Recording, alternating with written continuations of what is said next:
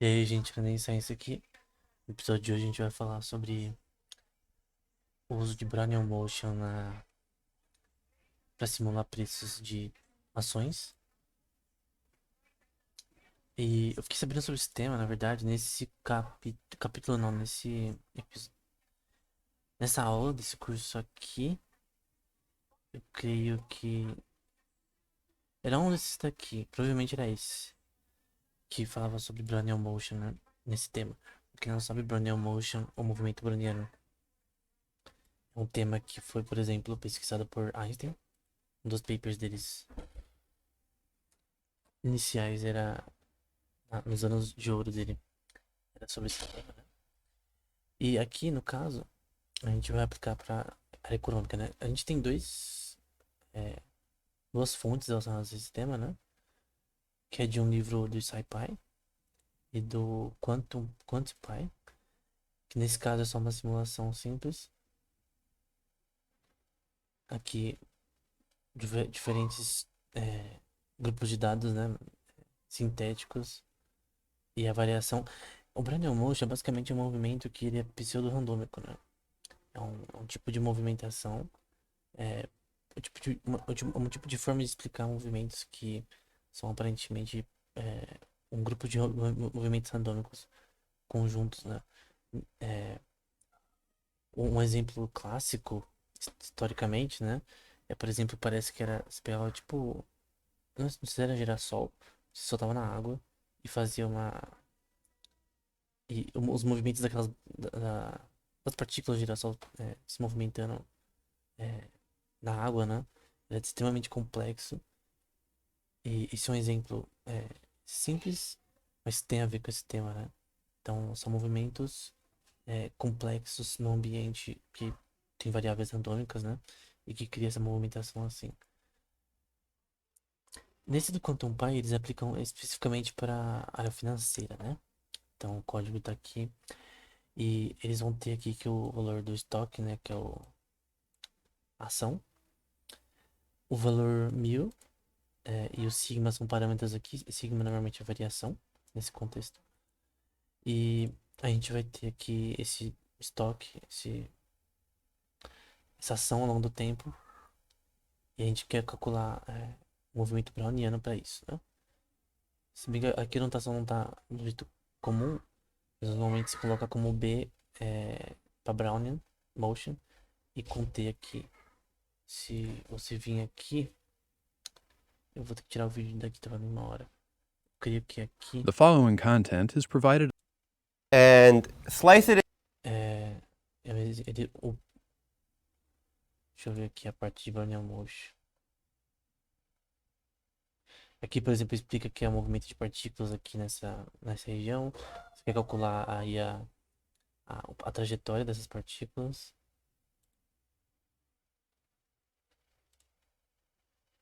E a forma tradicional é assim, né? Então, a probabilidade de um movimento browniano ao tempo t. E esse tal aqui, que é um t meio esquisito, é a mudança ao longo do tempo sobre isso, né? Então, o tempo inicial com mudança, menos a mudança dele. A gente quer fazer uma distribuição de probabilidade relacionada a isso, pra gente ter esse tipo de elemento aqui, né? Esse tipo de gráfico. Outra forma de explicar o movimento browniano, né? Com equações diferenciais estocásticas, né? Estocástico quer dizer de randômico, entre aspas. A gente tem aqui a mesma variável μ, sigma também. Aqui o movimento browniano ao longo do tempo, com a variação desse movimento ao longo do tempo. E no nosso caso a gente quer, obviamente, aplicar isso para preço. E você tem aqui a, a média, né? A variação dele e a densidade probabilística dele, né? Que é um Gaussian. É, essa forma aqui você vai ver muito que é 1 sobre sigma e a raiz quadrada de 2 pi t.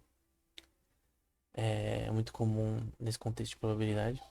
É simplesmente a função de probabilidade ao longo do tempo, da variação desse sistema, né?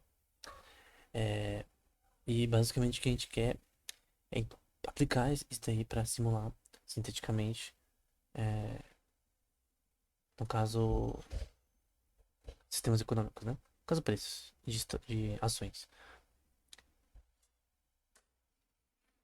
E aí, esse daqui no caso é um paper do Osborne relacionado a esse tema. E basicamente ele vai. Talvez ele seja um dos primeiros a aplicar nesse tema. Não sei se é o primeiro, mas era um dos papers mais assim citados relacionados a esse tema. E eu coloquei aqui algumas equações importantes dele, que não é a mesma coisa que aqui, mas que basicamente você vai ter o logaritmo da probabilidade ao longo do tempo, né? Mais tal aqui, que é a crescente variação, né? Ao longo do tempo disso. Crescimento disso, né? Aqui a média geométrica nesse contexto e a distribuição de probabilidade, que é diferente dessa daqui. Desse daqui, no caso. Cadê? Mas enfim, como que faz? O código tá na descrição. Você pode mudar esses valores aqui, como o 1000. Esse 1000 aqui é o. Esse 1000 aqui. E o sigma é essa letra aqui, né? Que é esse sigma. Você pode mudar esses parâmetros. Aqui é o preço inicial da ação, que é S0. Que é esse valor aqui, S0. Aqui é o tempo em anos e aqui é o número aí de gráfico que você vai usar, né? E aqui é a equação relacionada a esse tema, que é essa daqui, para fazer a simulação, né? Que você tem o valor inicial e você tem uma exponencial do 1000 menos sigma ao quadrado dividido por 2, mais t, sigma WT. E no caso tá tudo aqui, né? Da forma como tá a equação, só que em Python. Aqui para você plotar no Matplotlib, a gente vai plotar aqui, caso com 3 equações, né? Se eu plotar de novo, vai ver que vai sendo diferente, né? Uma sintética valorização ao longo dos anos, né? E ao longo de um ano, né? Você pode mudar aqui, por exemplo, a volutividade, né? Que é o sigma para 4, por exemplo, para ser uma volutividade maior. Ou até para 0,8. E também você pode usar uma forma aqui de simulação. Você, na verdade, plotar o gráfico. Para ter vários gráficos ao mesmo tempo, né? Usando essa forma aqui. Eu só mudei essa parte, né? E aí, plotar vários ao mesmo tempo. Que é a mesma coisa, né? Então, de novo, seu objetivo é criar gráficos sintéticos para simular preços de ações. Trabalhar com esses dados para testar teorias. Eu vou pôr aqui uma ação de $13, por exemplo. Mas você tem a variação começando com $13. Para 17 aqui. Você pode aumentar o número de gráficos, né? Em vez de 3 ou por 15. Aí você vê com a variação muito maior, né? Eu poderia pegar a média de tudo isso daqui e fazer um gráfico só também. E no caso, um aqui com 100, provavelmente daí você vai travar. Dá pra ver que assim você já consegue ter uma média geral que não varia, na maioria, de 40 pra baixo, de 0 pra 40. E alguns só vão aumentando mais. E aqui é uma distribuição de probabilidade, tá? Então aqui seria a distribuição entre 100 desses conjuntos dimensionais, né? Cada um representando uma dimensão, né? Não pensa em 3 dimensões, no sentido de resultados diferentes, né? Essa equação. Então, é semelhante a Randall Walk, que também tem a ver com uma distribuição probabilística randômica. Então tem um elemento randômico aqui. E é uma forma de simulação bem interessante para sistemas econômicos, né? E tem essa questão de papers que tentam dizer se realmente o mercado econômico funciona dessa forma, né? Se o preço de ações elas seguem um Brownell Motion, né? Então se eu vou aqui no Google Scholar, e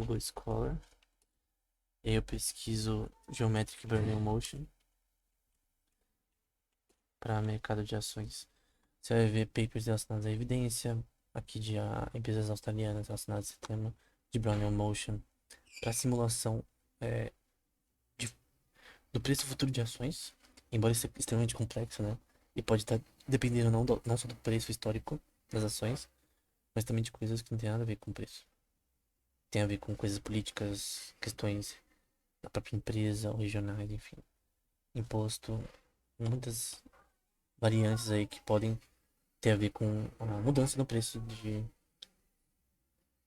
de ações, né? E a opinião aqui do Osborne, no final, é que aqui no final do paper, esse exemplo mostra que as conclusões fundamentais do artigo, né? Que mostra a essência dessa questão de você ter riscos relacionados a você ter ganhos, né? No mercado de ações. E como esse ganho deveria ser mensurado, né? E como propriedades simétricas do mercado de ações e do mercado para tanto ações quanto dinheiro tem essa questão de uma linha de encontro, né? Entre vendedores e compradores, né? E você usar esse método de simulação, né?